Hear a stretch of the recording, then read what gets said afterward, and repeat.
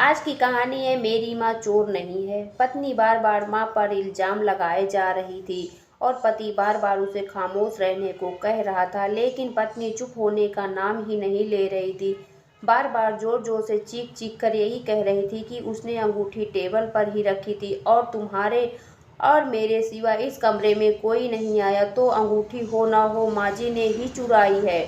बात जब पति की बर्दाश्त से बाहर निकल गई तो उसने अपनी पत्नी को जोरदार थप्पड़ जड़ दिया। अभी 3 महीने पहले ही तो उनकी शादी हुई थी। पत्नी को थप्पड़ सहन नहीं हुआ और वह घर छोड़कर जाने लगी और जाते जाते पति से एक सवाल पूछा कि तुम्हें अपनी माँ पर इतना भरोसा क्यों है।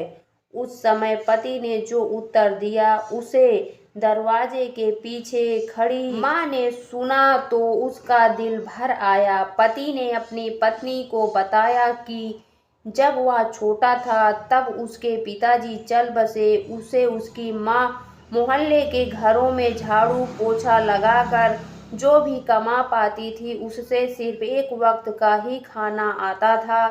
माँ एक प्लेट में मुझे रोटी देती थी और खाली टोकरी ढक कर रख देती थी और कहती थी मेरी रोटियां इस टोकरी में हैं बेटा, तू खा ले।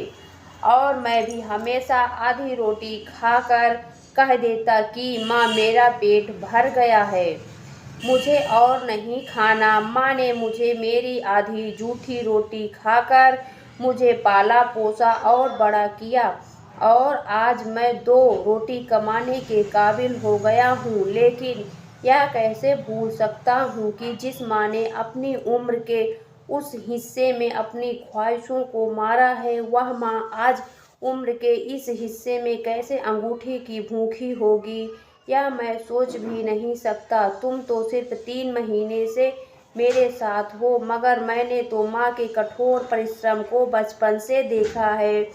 यह सुनते ही माँ की आंखों से आंसू छलक उठे। वह समझ नहीं पा रही थी कि बेटा उसकी आधी रोटी का कर्ज चुका रहा है या वह अपने बेटे की आधी रोटी का कर्ज। दोस्तों, यह कहानी आपको कैसी लगी? प्लीज़ चैनल को सब्सक्राइब अवश्य करना।